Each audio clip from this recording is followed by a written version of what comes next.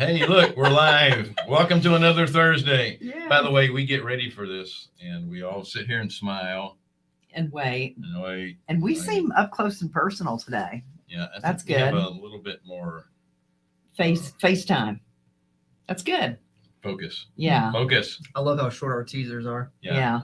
So this is the teaser portion of the show where we tease you into staying longer. Yeah.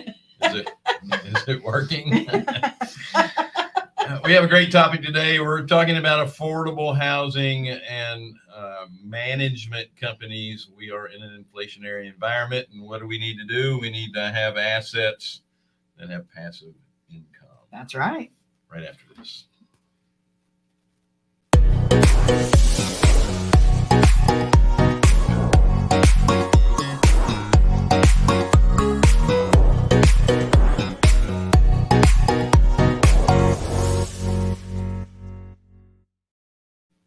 Wow. I feel like we're a talk show now. Did you see that mouthful of teeth I had?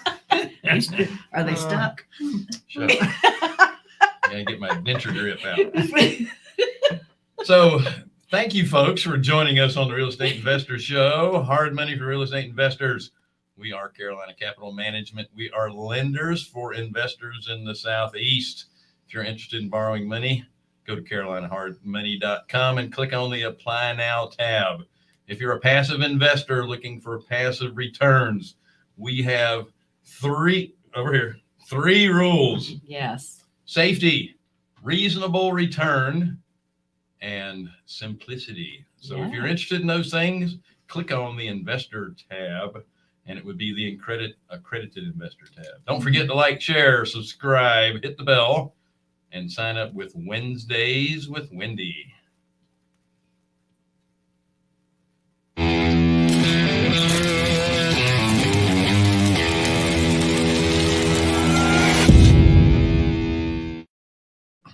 Wendy devotes 30 minutes per person on Wednesdays to talk about anything real estate related.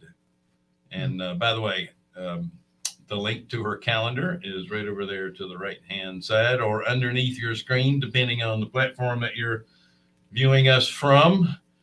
She's usually booked up a couple of months in advance, so get in line while you can. Also, the comment section is for comments. So if you have any, That's join right. in. That's exactly or questions. Without further ado, I do. let's bring on Glenn Stromberg of Stromberg Investments, our good friend from Texas. How are you? Doing, Glenn? I'm doing great, and great to be with you guys again. You guys have gone big time since the last time I was on the show. Your promo stuff is awesome. I mean, Yeah, we got rid of the can and the string, and now I'm impressed. I just want you to know. So, yeah, Well, thank you. It's all because of our great team, which is led by Scott Patton. So we're thrilled. Scott's the Absolutely. man. That's Then we awesome. got fancy with all the different camera angles. We're uptown now. We're making people seasick. Man, I know one thing. I'm impressed. So, but Well, as long as you're impressed, our job is done. That's right. As long as you're not depressed. It was well worth it. So, Glenn, I know you've been on the show before. I know there's people that are familiar with what you do, but give us that 30,000 foot, where you got started and where you are now. it's funny. I mean, I started many years ago by answering an ad out of the paper to sell mobile homes. That's where it started, right? So it was a God thing, I think, and so I've had at one time I had up to 13 mobile home dealerships, which is just like a car dealership. I've had a mobile home park in the past. I've done a mobile home subdivision, and then I had a Clayton Homes franchise for 15 years. That was the company Warren Buffett bought. And then since 2006, I have my current model, which basically is we're buying manufactured homes on land. They're not new houses. They're already existing homes. They're normally, on average, I'm going to say 1,600, 1,700 square feet on a half an acre to an acre tract of land. So they are not mobile home parks. It's a whole different asset class, but it's very profitable. They're both very profitable. And we do it in 5 states. We do it in Texas, North Carolina, South Carolina, Georgia, and we just moved into Florida. So we're doing it in Florida too. So, and then what we do is we buy the home, we fix it up like new, We put a tenant in there. We tell our investors, you're 100% passive. You've got to wire money to the title company, look at your statement every month. We keep about 30 to 40% for ourselves. We turnkey the others to our investors. And I think we're pushing 600 under management right now. So we're pushing about 600 under management. So. Wow. Amazing. So you really have two arms. You're buying and rehabbing the mobile homes, and you also have a management company that manages those mobile homes, right? And before we get into that part, and while he's shaking his head, yes, we have all that. I want to just say I have some breaking news. Oh. Yes. Pardon me, Glenn.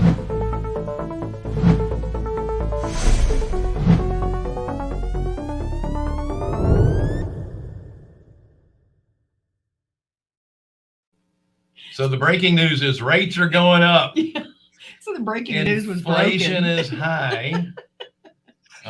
And frankly, unless they bring interest rates up to what is our real inflation rates, it's not going to change. It's just going to continue to be that way. And that means we need affordable housing. So let's get back to Glenn. Who's on the street with the weather. You are in the affordable housing business, and it's very important because, rates are almost at 5% for owner-occupied properties right now. And it's very difficult for people that are at that starter home side of things to even get into the market. So where are you helping with the affordable housing side of things?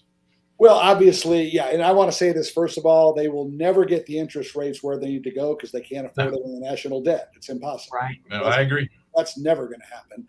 But I will say this, in my almost 40 years of real estate experience now, I have never seen an affordability crisis like I have in America, like there is right now.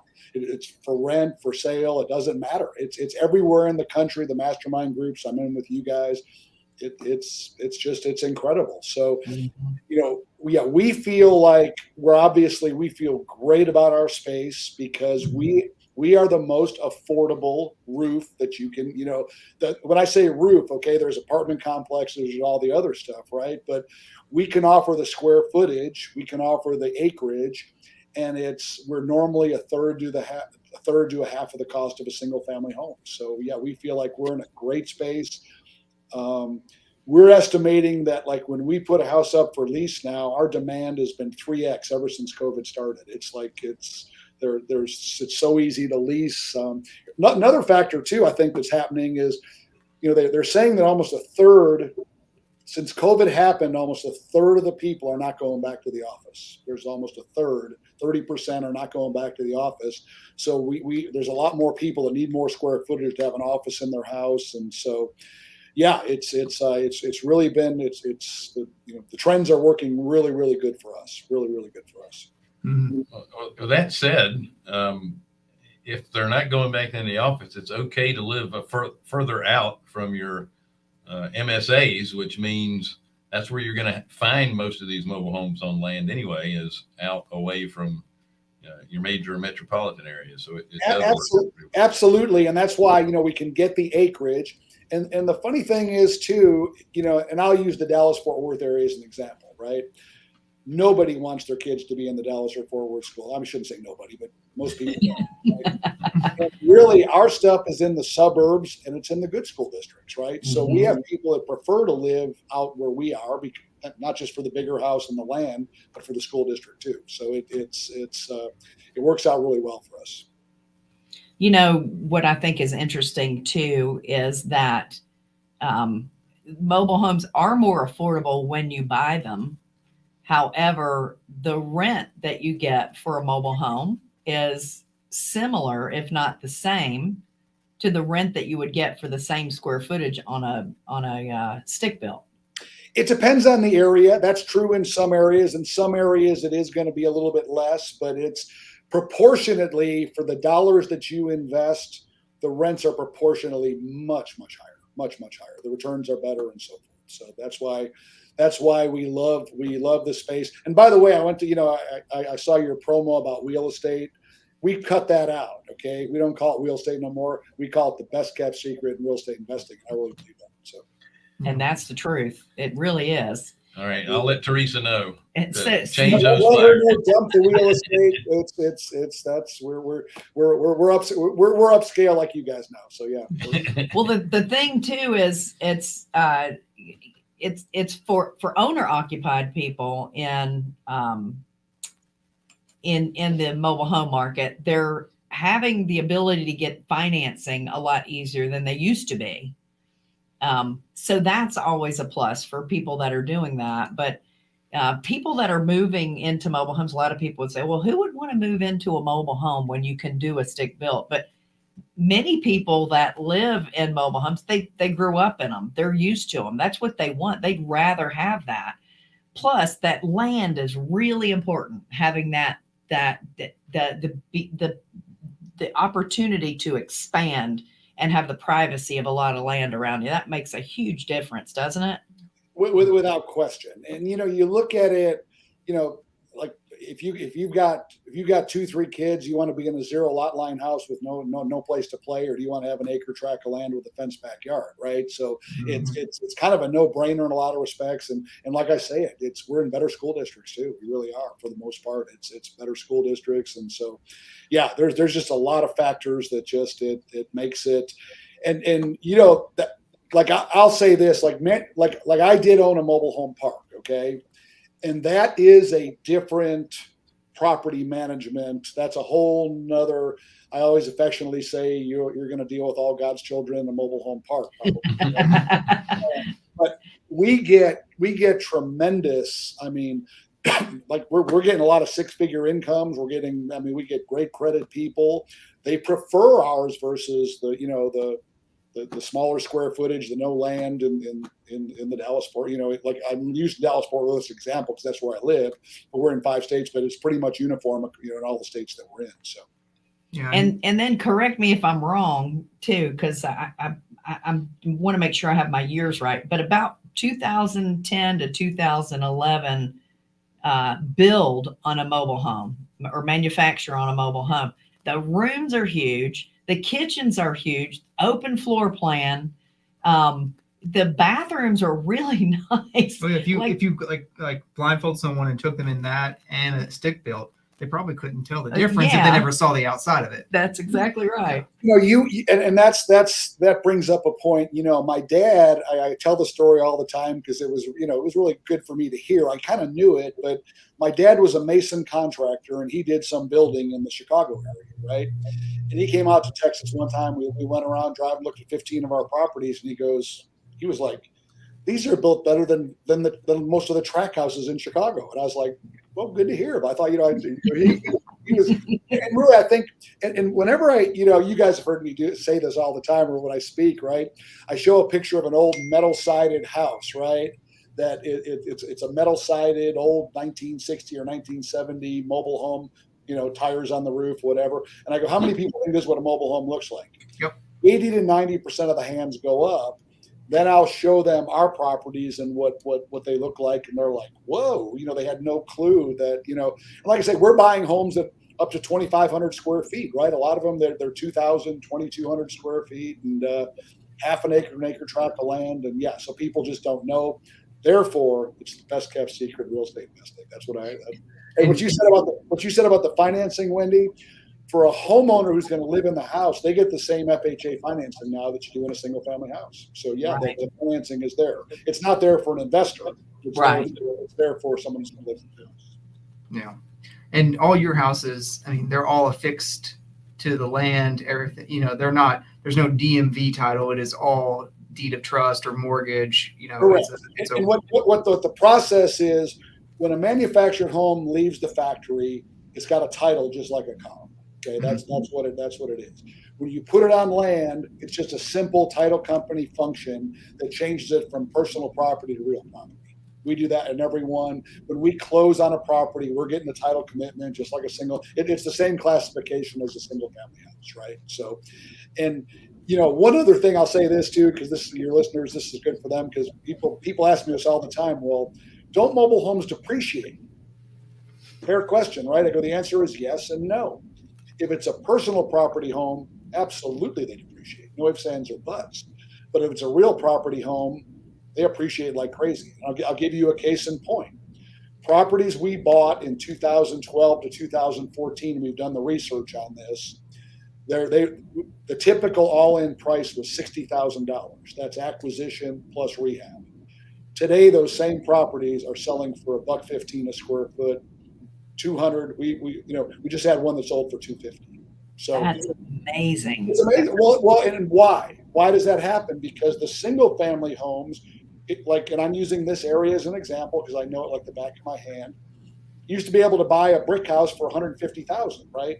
Now that brick house is $375,000, $400,000.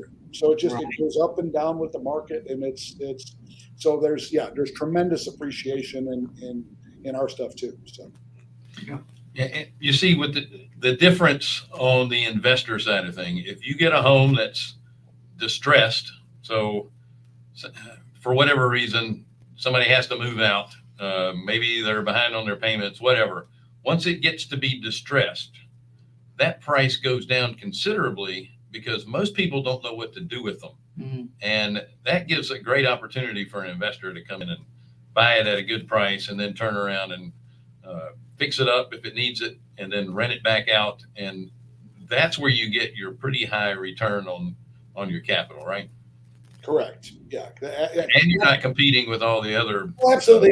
The typical, okay, so we buy a lot of foreclosures. We buy stuff on MLS. We buy all that stuff, right? But if it's a homeowner that we're buying from, we tell them straight up, if you put the money in the house, you're going to do better, right? But a lot of people don't have the $15,000, $20,000, $25,000 to put in the house, make it look like new. And so, we come in, and we try to create a win-win for them and help us, like I tell them, we've got to make money out of it. We're not very good in business, right? So we got to make money too for our investors and everything else too. So yeah. Mm-hmm. Now, Glenn, I know you don't buy a lot of the new mobile homes, but can you address what may or may not be going on with the new manufactured homes and how long it's taking to get those? Is that segment feeling the same hurt that stick built is on getting supplies? Without question. I mean, I think you guys know this, but we had bought 264 acres in the Huntsville, Alabama area. We were going to do a new house build to rent community, and we got lucky. We bought the land at a good price. We were able to sell it. But what happened was, from the time we did our due diligence period till the time we were ready to go, the backlogs went from like 6 months to over a year, right? Wow. So yeah, they're starting to come down a little bit, but not much, right? So it's there's like, you walk into a new manufactured home dealer, and in most cases you can't get the house for close to a year right now. So Wow. Yeah, they're feeling the pinch. And I talked to some of the plant managers, and what they said, they'd have 10 houses out ready to go, 10 nice double wides ready to ship, but they couldn't get doors or windows, had to wait on those or something, some component was missing. And so, but it's different in different parts of the country. There's, different parts of the country, I think there's different situations, but yeah, there's a supply chain issue out there. There's no doubt about it. It's funny. I heard a story where some of the manufacturers, they're giving some of the employees credit cards to run out to Lowe's and Home Depot to buy doors to put in these things because they couldn't get them. Yeah, that's a true story. I can confirm that. Yes, that's true. Yeah, it's something else. Now you're in 5 states, and you have a turnkey model as well. But you manage these. How's it going with the management being far flung like that? Is it? And that's a great question. And, with technology today, it's simple, right? I mean, and I'll use back in the day, okay, when it was just me, when I used to sign a lease, I'd go meet someone at McDonald's, right? Have a cup of coffee with them, go through the lease and do everything, right? Well, now instead of meeting them at McDonald's, if they're in North Carolina, South Carolina, right? We're doing a FaceTime call, a Zoom call with them. We're going through the lease. We're docu-signing it. Same thing. We have a property management software. We don't accept checks. They have to pay through the software. So there's no issue there, and for the small percentage of people that you have to chase down for payments, of course, we have boots on the ground. We have acquisition people, service people and so forth. But, I really believe, I believe you could manage a property anywhere in the world as easy as I can here managing a property here in Dallas Fort Worth. Doesn't matter with technology. That's amazing. Yeah. That's amazing. Now, when you're looking at mobile homes to try to figure out whether this is a deal, something that you want to do, I remember you were telling me that not all manufacturers are the same. Correct. There are some that just build a cheap product, and there are some that really build a nice product, and you can tell by the windows and the windowsill. You can tell by that, and okay. I'll use this analogy too. All right, it's like cars, right? There's a low end car, there's a medium, and there's a luxury car, right? Same thing with manufactured homes. Same thing. You can get them all which way, right? Now, I will say this: from 1990 and above, the main deal they did was the biggest move they ever made was putting plywood and OSB flooring in the houses versus the old particle board, because that was the old particle board. If you spilled water on it, it would start falling. So that was the biggest move they made. But yeah, you can tell by the windows, you can tell by the crown molding, the kitchen cabinets, if it's a low end medium. So yeah, when we're buying a home, we never really buy the low end one, which there's less and less of those out there right now, by the way. Okay. It was because those didn't hold up anyway. So there's less of them, but we're buying the mid range, the high end ones that are going to hold up over time. And yes, that's part of our buy box, so to speak. Yes. Bill and I bought a couple of mobile homes that we're actually having set right now, and there's sheetrock inside of them. They're from 2021 or 2020. Yeah, 2021. And there's sheetrock inside of them on the walls. Oh, there's tape and texture, crown molding. There's any amenity you can think of, you can see them in manufacturing. Like I say, there. I think Jonathan, you said earlier, there's some if you walked in, if you opened up your eyes, you would never know you're in a manufactured home. You just wouldn't know. So. Yeah, it's just that whole deal of on the investor side. I think it's more so especially on the investor financing side, changing that misconception of what we view a manufactured home as. And so, yeah, it's you're not going to get Freddie or Fannie financing. You're not going to get that, right? Right. But our investors, they know, we have, that's why we use all private money. We use all private money and our returns are better than most. And yes, we have investors lined up to do business with us. So. Can you talk a little bit about how that works? Yeah, I mean, basically, we have two models right now that we offer investors. Okay, we have a lending model, right, where my company is gonna keep the house. We're bringing them in as a lien holder. Okay, and what we're doing is, and I'll use this is probably a normal. I'll just use these numbers for simplicity. The house is worth 100. We're probably paying 75 for that house. Okay, we're going to do a 5-year interest only, 6% interest. Okay. We're going to pay them 2 points also, but they're going to get 35% of the share depreciation. So they've got 25,000 equity going in. And what we've learned is this, it's funny because everybody always says, well, I want 10%, right? Well, that's great, right? I mean, and I would come out much better if I just paid 10% and didn't do the rest, right? But we've had with the crazy appreciation we've seen on the lender model, we've seen 20, 25, 30. We even saw one that was 40% because it was went up that much, right? So and once we don't guarantee that, right? I mean, there's no guarantee on future, but I believe the real wealth is built by appreciation, right? And because that's growing tax deferred, okay? You can take it when you want it. You don't want to take it like in our lender model. In 4.5 years, we'll call the investor up, say, what do you want to do? You want to cash out? Here's where we're at. Do you want to cash out or keep going? It's probably 50-50. Half of them stay in, half of them want to cash out. So that's the lender one. And then the other one is the turnkey model, where we're buying the house, fixing it up, doing all the exact same thing. And by the way, here's what I think. I say it's our secret sauce because I don't believe everybody does this, but we fix the house up like new. That's the key, right? It's new air conditioning, new appliances if it needs a new roof, the septic, whatever it needs new carpet, new paint. It's as close to a new house as you can get. And why do we do that? Number one, if the tenant likes the area and the floor plan they're in, they're like, wow, we hear it all the time, man, you guys fix them up better than the other guys, right?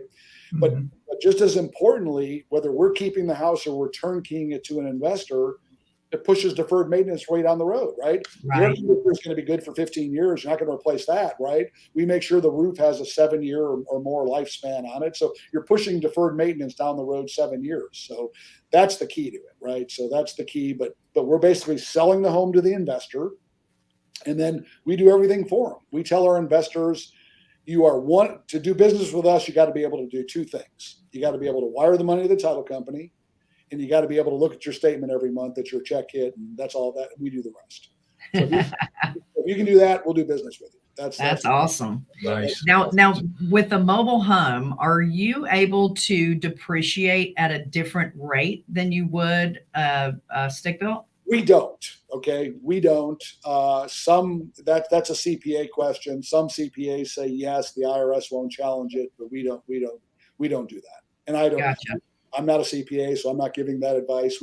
We do the normal depreciation, right? We do the normal 27.5-year depreciation. That's how we do it. That doesn't make sense to do a cost segregation on a No. unit that's worth, $150,000 when you start. But our investors do. Yeah. Well, some of them do. That's all up to you and your CPA how you want to structure the depreciation and how you want to do that. So we are going to be speaking at Quest IRA's Expo in September.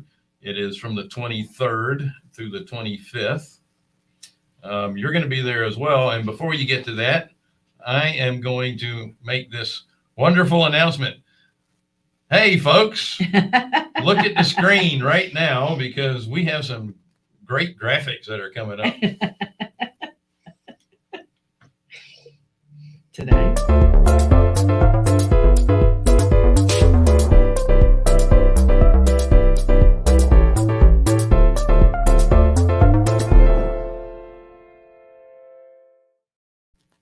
Okay, so we have a special promo code. If you go to the link, we have it over there in the comment section. Fairman30. I don't think you have to have caps in there, but Fairman30, you get 30% off. Sweet 30 works too, just Glenn, so you know. okay, Sweet 30 works as well. But Glenn is going to be speaking there as well, and you're going to be getting into a lot more detail about your offerings for your investors, correct? Yes, absolutely. And you guys are big time, man. That was cool. we had nothing to do with it. It's all Scott. We will be there. I don't know exactly what I'm speaking or what, but I know I'm on a panel and doing some other stuff. But yeah, I'll be there, and we'll have a booth there and all that other good stuff. So. And that Quest event is an awesome event to go to. It really is. Matter of fact, out of all the events that I've gone to through the last 5 years or so, that's probably the biggest one out there. It probably is. Yeah. I know the one year they had 800 something people there. It's a big one. It's really good. And they're thinking there'll be over 1,000 this time. And listen, even if you don't have a self-directed IRA, you're just interested in investing in, and it's not just real estate either. It's just some a little more active than others, but it's mainly passive investing opportunities. You should go because it's going to give you insight into people that are doing this for a living that you can work right alongside of them and invest your money. Right. And the other thing is don't get worried about the number of people there that, was 1,000 people. You'll be surprised at how easily it is to network and get into smaller groups. And it's just a great group of people. Absolutely. And I always tell people, whether you're an active real estate investor or you're passive, the networking at those events they're priceless. I mean, they're priceless at those events. So yeah, I strongly recommend people go to that because as we know, we've heard in our mastermind groups, your network will become your net worth. And that is a very true statement. Very true statement. Yeah. Absolutely. And by the way, you're going to be surrounded by like-minded people. Yes. And that you can only benefit from that. Yes. Right? Yes. And then you and I too are speaking in June 22nd through the 25th at Tom Nardone's event in Florida. And I am too. So Yeah, I'll be at that's that what I one meant, too. you. So, and we'll get him on the show before then so we can tell people about that event as well. And that's strictly about mobile homes, right? Yeah. Tom, him and I are kindred spirits. Yes, he gets mobile homes just like I do. So yeah. Well, he learned it from you. I'm not sure I could take credit. He'll tell you that he learned it from you. That's pretty awesome. Good to hear. I'm glad to hear that. He's a great guy.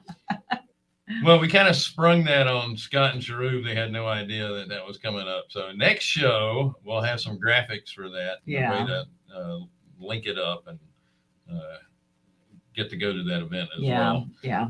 Glenn, thank you so much You're the man. for coming on. My pleasure. My pleasure. We Thank you love guys you. for having me. I always enjoy it. You guys are great friends. Love you guys, and it's always great. So. And you know we love you too. And that and just in case you folks are wondering, we're just throwing out niceties. Glenn is truly one of our dearest friends, and a brother. So we just love him. Folks, thank you once again for joining us on the Real Estate Investors Show. Hard money for real estate investors. We are Carolina Capital Management. We are lenders in the Southeast for real estate investors. If you're interested in borrowing money on your investment properties, go to carolinahardmoney.com and click on the Apply Now tab. If you're a passive investor looking for passive returns, once again, we have 3 simple rules: safety, a reasonable rate of return, and simplicity, because I'm simple-minded. You can click on the Accredited Investor tab to find out more information on that. Don't forget to like, share, subscribe, hit the bell, and sign up with Wednesdays with Wendy. See you guys next week. Toodles.